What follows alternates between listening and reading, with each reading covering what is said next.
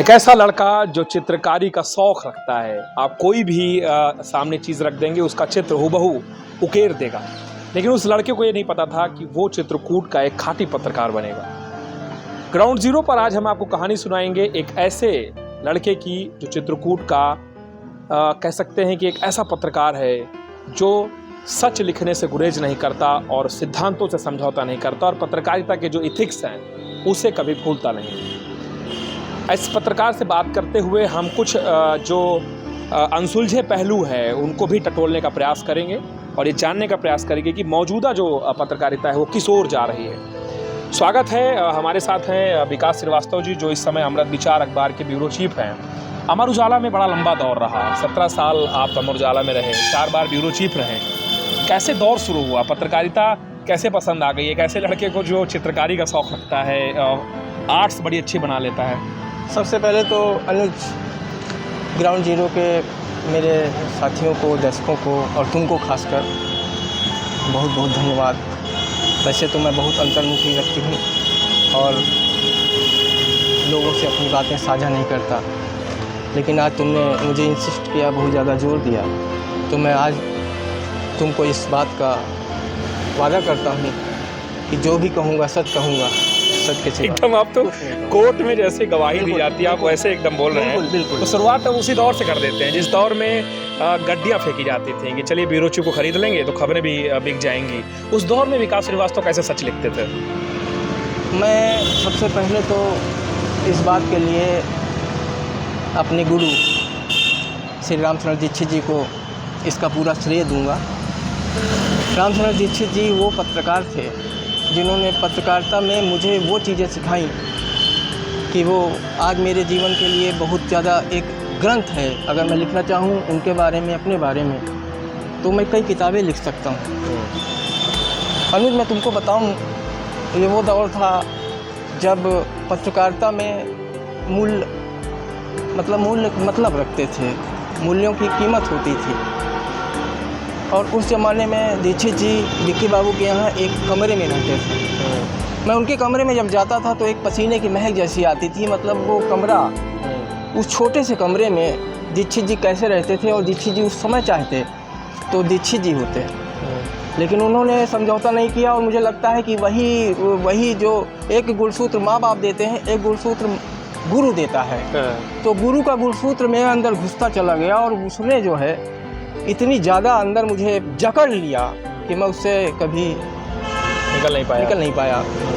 मुझे लगता है कि मेरी घर में भी कई बार तुम्हारी भाभी से लड़ाई हो जाती है। वो कहती है कि तुमने किया क्या है ज़िंदगी में, और कभी कभी मुझे भी लगता है कि मैंने किया क्या है, लेकिन जब अगले ही पल मैं देखता हूँ और लोगों को और लोगों के सम्मान को और बाहर जाकर अपनी देखता हूँ, तो मुझे लगता है कि मैंने बहुत कुछ किया है। एक दिन मैंने चूँकि कहा है कि जो भी कहूँगा सच कहूँगा। मेरी वाइफ से, मतलब तुम्हारी भाभी से मेरी बहुत लड़ाई हुई। उन्होंने कहा कल के दिन तुम सबसे दुश्मनी लेते हो, तुमको कुछ हो जाएगा तो हम क्या करेंगे? तो मैंने कहा उस दिन अगर आएगा तो तुम्हारे दोनों बच्चों के लिए 10 लोग खड़े हो जाएंगे कि भाभी मैं हूँ आपके साथ, चिंता न करिएगा।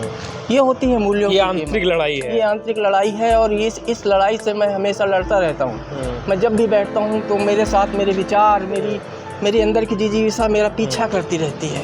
मुझे इतना अंदर से झकझोरती रहती है कि मैं हमेशा उससे पीड़ित रहता हूँ। और तुम जो कह रहे थे कि उस दौर में, हाँ, उस दौर में पैसा बहुत था और लड़ाई भी बहुत थी, मूल्य भी बहुत थे, मूल्यों की कीमत थी।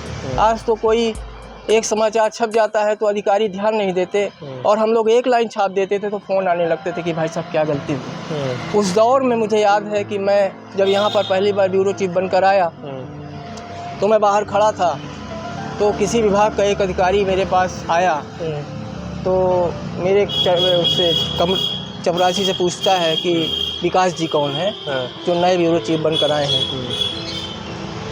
तो मैंने कहा कि मैं हूँ, बताइए। तो उनका ये कहना था कि विकास जी वैसे ही चलता रहेगा या आप कुछ। मैं कुछ देर के लिए समझ नहीं पाया, लेकिन उसने जब हाथ से कुछ इशारा किया तो मैंने कहा कि भाई साहब आप यहाँ से निकल लीजिए, किस डिपार्टमेंट के हैं बताइए आप। और उस डिपार्टमेंट के बाद में मैंने काफ़ी खबरें लिखी थी और चर्चा में।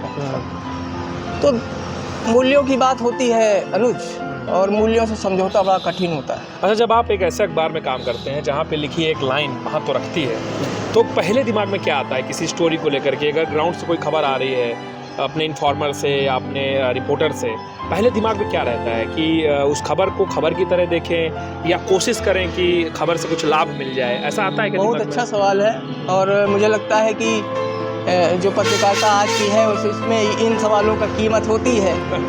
आज मुझे उस समय ये लगता था कि बस मैं अगले दिन मेरा अखबार लोग ढूंढें, और अखबार मेरा ढूंढें और ये कहें कि क्या कहाँ है वो अखबार। ये दिमाग में मुझे कभी नहीं आया कि जो लोग कहें कि जो है और चीज़ें सोचा ही नहीं। शायद इसीलिए लड़ रहे हैं। बस यही मुझे लगता है। और उस समय मैंने ये देखा कि मुझे बस ये लगता था कि लोग अगले दिन देखें कि अमर उजाला है कहाँ, और अमर उजाला, और मुझे इस बात की खुशी है कि और दूसरे अखबार वाले भी जो ब्यूरो चीफ थे वो पहले अमर उजाला ढूंढते थे और चिटूट का पन्ना देखते थे कि क्या छपा है। अच्छा, फिर विकास श्रीवास्तव कहाँ चले गए? मतलब एक मौन धारण कर लिया, लिखने लग गए सोशल मीडिया में कि मौन से बड़ा कोई जवाब नहीं है किसी को अगर हम दें। मैंने तो कुछ दौर कहाँ मैंने कुछ अपनी कविताओं में इस बात का जिक्र भी किया है, और मैं इस बात को मानता हूँ कि धीरे धीरे समय बदलता चल गया और हम अनुज अपने को उसमें ढाल नहीं पाए, अपडेट नहीं कर पाए। एक ज़माना था। मैं तुमसे एक वाक़ये की वो करता हूँ। राम दर्शन में मेरे एनी साहब आए थे, और मेरा पहाड़ी का रिपोर्टर था, और वहाँ उससे थोड़ी सी कुछ झड़प हो गई थी, बहुत ज़्यादा, और ये चर्चा में तुमने सुना भी होगा। तो उसमें ये हो गया था कि उसने मेरे रिपोर्टर को धक्का मार दिया था, अखिलेश दीक्षित को। मेरे एनी साहब खड़े थे, मुझे इतना गुस्सा लगा, मुझे गुस्सा बहुत आता है, शायद मेरे शरीर दुबले पतले का यही कारण भी है कि मुझे जलाता रहता है वो। सिस्टम से भी गुस्सा है, अपने से भी गुस्सा है, अपने काम से भी गुस्सा है, तो वो मुझे हर समय जलाता रहता है, तो मैं पनप नहीं पाया। अलग ही धारा चल रही है, मैं पनप नहीं पाया। तो मुझे गुस्सा लगा, तो मैंने एनी साहब से कहा कि सर ऐसा है कि मैं तो चुप रहने वाला नहीं। तो कहने लगे ठीक है विकास, बहुत शांत नेचर के थे। मैंने कहा ठीक है विकास, चलो हटो। अनुज शर्मा नाम था उनका। तो मैंने कहा कि ऐसा नहीं है सर, मैं तो लड़ाई लड़ूंगा, भाई मेरे रिपोर्टर की गलती नहीं है। तो मैं और मेरे एक कानपुर से अधिकारी के सामने अगर कोई इस तरह की अभद्रता करता है तो वो चाहे जितना बड़ा संस्थान हो, और DRI नाम है उसका, और उस समय भरत पाठक जी थे, नंदिता पाठक थी। तो मैंने कहा कि मैं इस लड़ाई को लड़ूंगा। तो कहने लगे कि मैं जानता हूँ विकास तुम्हारा नेचर बहुत ख़राब है, तो रुक जाओ। उस समय हरीश जी थे, हरीश चंद्र जी संपादक। उन्होंने अनुज जी ने कानपुर फ़ोन लगाया, कहते हैं कि सर वो विकास अड़ गए हैं बात में, और क्या है देखिए वो। तो संपादक जी ने कहा बात कराओ। मैंने बात की, मैंने कहा सर ये तो अच्छी बात है नहीं, मेरे सामने मेरे रिपोर्टर को इस तरह कर दिया, वो मेरा इन्हीं खड़ा है सामने। कह लगे चाहते क्या? मैंने कहा सर मैं इनकी असलियत उजागर कर दूंगा और मैं इनसे माफ़ी मंगवा लूँगा। संपादक जी ने कहा तुम बोल क्या रहे हो, तुम्हें मालूम है क्या बोल रहे हो? उस दौर में प्रधानमंत्री राष्ट्रपति आते थे। तो मैंने कहा कि मैं सर मुझे मालूम है बोल क्या रहा हूँ, इतना तो मुझे भी समझ में आता है, मेरी शादी हो चुकी है, बच्चों का बाप हूँ, गृहस्थी वाला हूँ, मुझे मालूम है कि मैं लड़का नहीं रहूँ। तो उन्होंने कहा कि चाहते क्या हो? मैंने कहा मैं बस इनकी असलियत बताऊंगा और गलत नहीं लिखूंगा सर, और मैं इनको एहसास करा दूंगा कि इन्होंने गलत किया है। अनुज ये समझो, संपादक जी ने कहा कि तुम्हारी नौकरी चली जाएगी, हफ्ते भर का टाइम है तुम्हारे अंदर, तुम्हारा कैरियर चौपट हो जाएगा, ये समझ लेना। मैंने कहा सर लेकिन एक चीज़ मेरी भी शर्त है कि जो मैं भेजूंगा अक्षरशः छपेगा, उसमें आप इफ बट नहीं करेंगे, कहीं डन। उस समय के संपादक हुआ करते थे, आजकल के मैनेजर, मैं उनकी भी चर्चा आगे करूंगा। और मुझे लगता है कि बातचीत लंबी खिंचेगी तो हो सकता है 2 पार्ट में तुम कर लेना।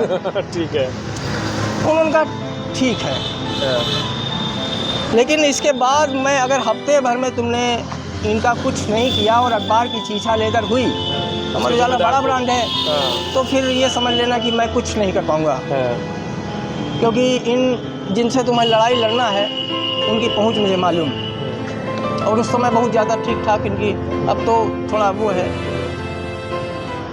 मैंने कहा ठीक है सर। और अनुज मैंने ईश्वर की दया है कि मैंने 3 स्टोरी लिखी थी लगातार, और चौथे दिन नंदिता पाठक जी ने मुझे बुला लिया था, और पत्रकारों के सामने उन्होंने DRI के पूरे कितने कर्मचारी हैं उनकी तरफ से माफ़ी मांग ली।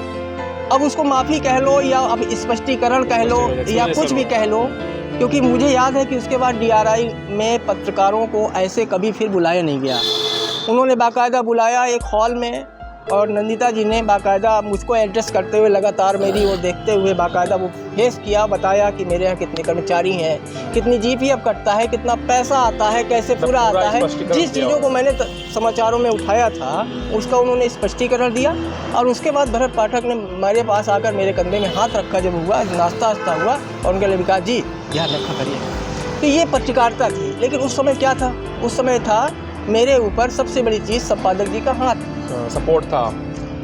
आज संपादक नहीं है, आज मैनेजर बैठे हैं। मैं खुल के कहता हूँ, और मैं इस बात के लिए अपने को खुशकिस्मत मानता हूँ कि अमर उजाला छोड़ने के बाद मुझे अमृत विचार मिला, और यहाँ मुझे संपादक जी का पूरा सपोर्ट है। कम समय में आपने फिर से वो हल्ला मचा दिया है। भाई मैं नहीं कहूँगा, लेकिन अमृत विचार आज जिस पोजीशन में। अच्छा, बड़े बड़े अखबारों में खबरें दब कैसे जाती हैं? आपने तो काम किया है। हाँ। जैसे चित्रकूट जनपद है, आकांक्षी जिला है, कैसे खबरें दम तोड़ती हैं? कैसे अपना हक भूल जाते हैं बड़े अखबार?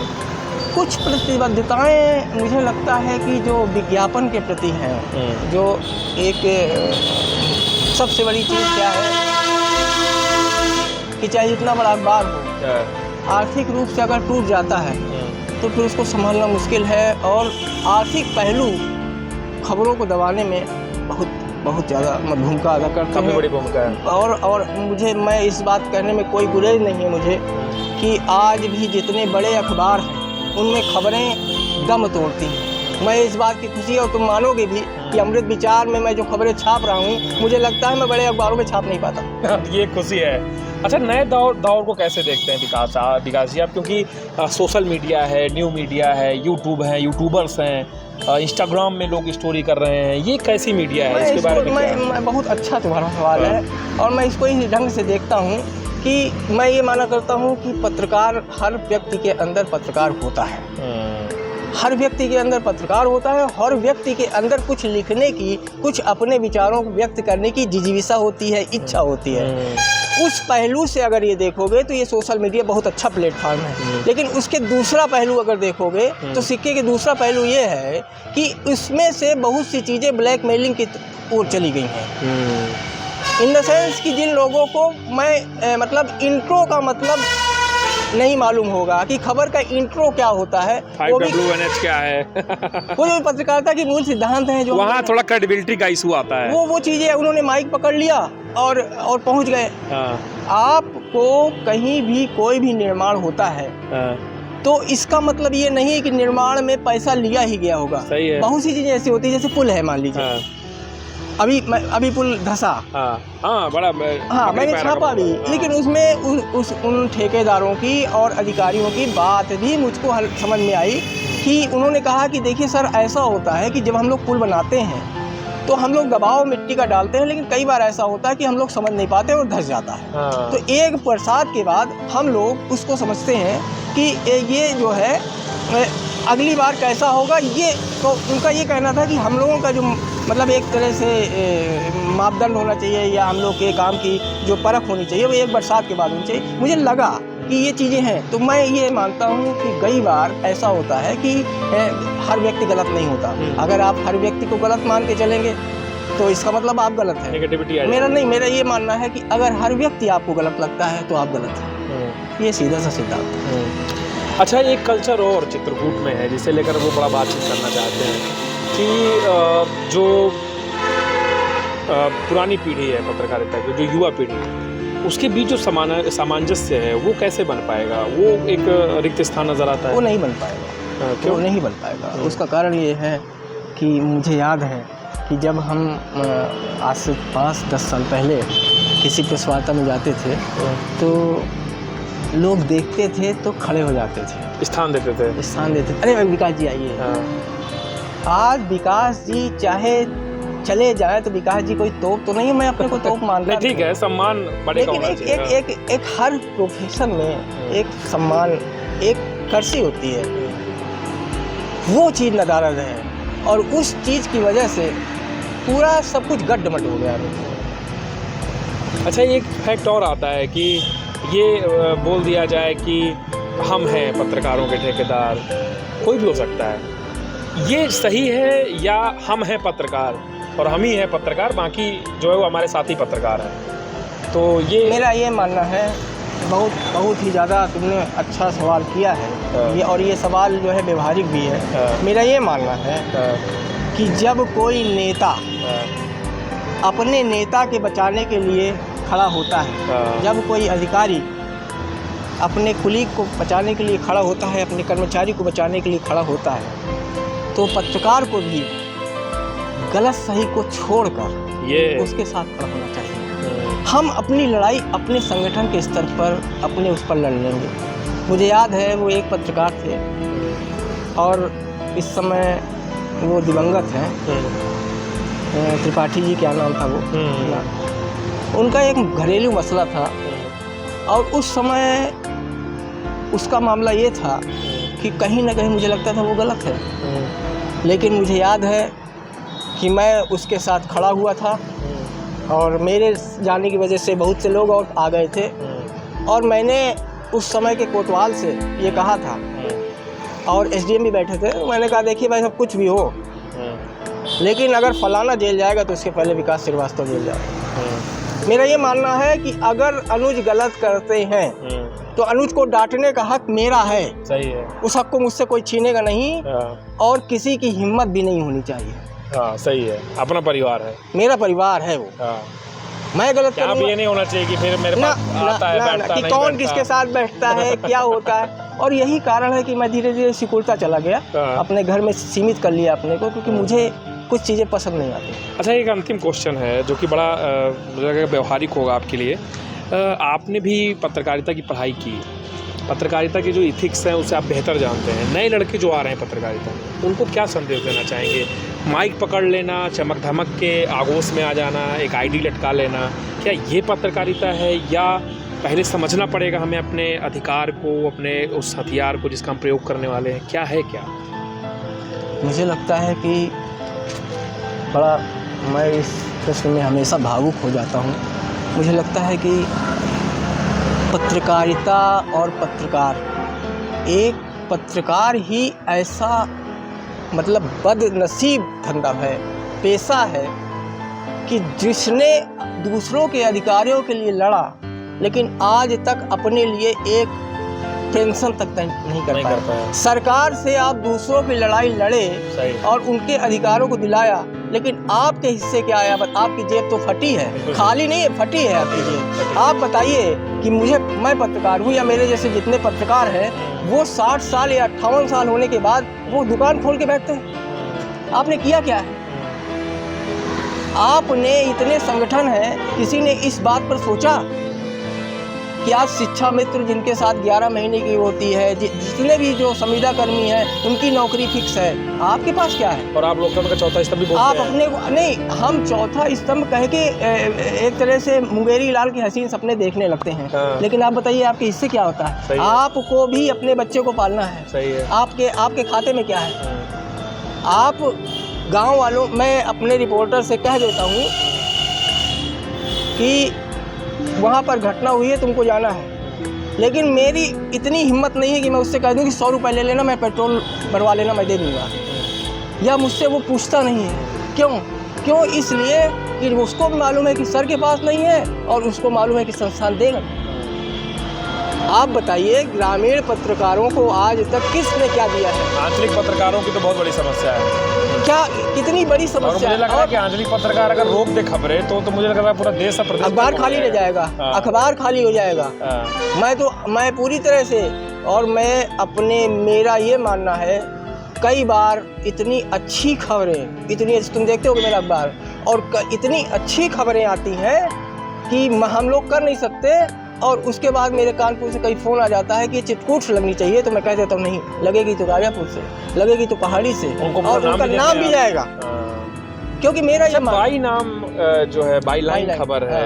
ये अब कैसा हो गया है? मतलब जब मैं आपके दौर पे था, मैं स्टूडेंट था, मैं पढ़ा करता था, विकास श्रीवास्तव की बाई लाइन आई है, अब बाई लाइन का कोई मतलब रह गया है? बाई लाइन का क्रेज खत्म हो गया, या आपने अब डाइवर्ट कर दिया आंचलिक पत्रकारों को, तो ये सम्मान दिया आपने? हाँ, लेकिन मुझको ये भी लगता है कि बाई लाइन बड़े अखबार वाले जो हैं, वो एक तरह से बाई लाइन, मैं एक पत्रकार का नाम न लूँगा, यहाँ के नहीं है, मालदा के हैं, लेकिन उनके साथ ये बड़ी बड़ी वो थी कि कभी फील्ड में जाते नहीं थे, लेकिन जब उनकी रिपोर्टर की खबर आ जाती थी तो वो फ़ोन कर देते थे कि ये मेरे नाम से जाएगी, बाई लाइन जाएगी। तो ये शोषण का बहुत बड़ा वो है। तो सबसे बड़ी चीज़ है कि अगर गाँव वाला अपनी खबर भेजता है तो कम से कम उसके आसपास के लोगों को ये तो पता होना चाहिए, और वो अखबार लेके इस बात से अपने घर वालों को दिखाए तो कि देख मेरा नाम छपा है। यही हम दे सकते हैं। और अगर इसमें भी हम चोट लेकर जाए, इसमें भी थोड़ा सा कोताही कर जाए, तो क्या है उनके पास? बताओ ना, क्या है उनके पास? बहुत बड़ा सवाल है ना। अच्छा, और क्या समझ में आता है, मतलब जैसे बात इतनी सारी हो गई पत्रकारिता को लेकर के, संदेश क्या देना चाहेंगे? क्योंकि विषय तो बहुत बड़ा है, इसे बात इतना करें कम है, बट आखिर निचोड़ क्या निकल कर आया? आपकी ज़िंदगी का क्या निचोड़ है? 25 साल की पत्रकारिता का क्या निचोड़ है? मैं इस स्थिति में अपने को नहीं पाता हूँ कि मैं किसी को संदेश दूँ, क्योंकि मेरी आदत यह है कि मैं हमेशा सीखता हूँ, हमेशा हर व्यक्ति से सीखता हूँ। मैंने कई लोगों के साथ काम किया और उनके चीज़ों को ग्रहण किया, सीखा, और मुझे लगता है अभी तुमसे भी मैं सीखता रहता हूँ कि यार अनुज जो है, हर व्यक्ति हर चीज़ ऑल इन वन कैसे बन जाता है। मैं ये भी मानता रहता हूँ कि यार कैसे ये हर चीज़ कर लेता है, मैं तो नहीं कर पाता। तो मैं हर चीज़ सीखता हूँ। मुझे ये भी लगता है कभी कभी कि मैं लोगों से शायद बहुत पीछे हूँ, क्योंकि आज मैं देखता हूँ बहुत सी चीज़ें समस्या बनती हैं, बहुत सी चीज़ें हो जाती हैं, मेरा नाम कहीं नहीं आता, मुझे लोग जानते नहीं, तो मुझे लगता है यार मुझे कोई जानता ही नहीं है। कि तुम जैसे लोग आ जाते हो तो कहते हैं यार आप तो बहुत बड़े वो हैं। तो मैं अभी तक असमंजस की स्थिति में लोगों को संदेश क्या दूंगा, लेकिन मैं कहना ये चाहता हूँ अपने साथियों से, अपने दोस्तों से, और जो पत्रकारिता में आने की कृपया पत्रकारिता न करिए। ये मैं बिल्कुल इस बात को कहता हूँ कि पत्रकारिता अगर आपके अंदर रहे तो आप पत्रकारिता न करिए, क्योंकि पत्रकारिता, आप पत्रकारिता के नाम पर पत्रकारिता को, या तो पत्रकारिता को अपनाइए तो मेरी तरह फक्कड़ हो जाइए, या तो पत्रकारिता ना करिए। आप ये, अब मैं इस शब्द का इस्तेमाल नहीं करूँगा, लेकिन मैं ये जरूर कहूँगा कि पत्रकारिता ना करिए, क्योंकि पत्रकारिता करिए तो फिर खराब, तो पत्रकारिता करिए तो सपने न भूलिए, क्योंकि सपने आपका पीछा करेंगे, और सपने जब पीछा करेंगे तो वो आपको परेशान करेंगे। ठीक है, तो ये बात है कि जो बात विकास जी ने यहाँ पे बताई है, एक एक लाइन सुनने लायक है। और अगर पत्रकारिता के आप नए स्टूडेंट हैं, आप खाटी पत्रकार बनना चाहते हैं, तो आप विकास श्रीवास्तव जी की इन बातों को कभी भूलिएगा मत। और हो सकता है कि इन बातों से आपको कई प्रेरणादायी जो बातें हैं वो भी निकल कर आएँ। तो ये चीज़ थी जो हमने बातचीत के दौरान टटोलने का प्रयास किया विकास जी से। विकास जी के बारे में एक बात और बता दूँ कि ये लगातार संघर्ष कर रहे हैं, और आज भी जो आंचलिक पत्रकारों को सम्मान देने की बात है, उसको ये मुखरता से उसे निभाने का प्रयास कर रहे हैं। और ऊंचे पदों पर बैठे या ऊंचे ब्रांडों पे नौकरी कर रहे पत्रकारों को भी ध्यान देना होगा कि आंचलिक पत्रकार जो पत्रकारिता की रीढ़ है, उसे कैसे मजबूत बनाया जाए। फिर मिलते हैं किसी एक ऐसे व्यक्ति के साथ जिसने मैं एक बात और कहना चाहूँगा, चीज़ें लिखी हो। हाँ, एक बार और कहना चाहूँगा कि बहुत सी चीज़ें छूट गई हैं, और तुमने बात की तो मेरी फिर से मिलेंगे, कभी फिर मिलेंगे। और बहुत सी चीज़ ऐसी बताऊँगा कि जो लोगों को ये कुछ ऐसा भी था ना कि बिना बताए भी मैं आ गया ना। मज़ा भी आएगा और मेरा समय भी हो रहा है। ठीक है, ओके, थैंक यू। फिर मिलते हैं ग्राउंड जीरो के साथ।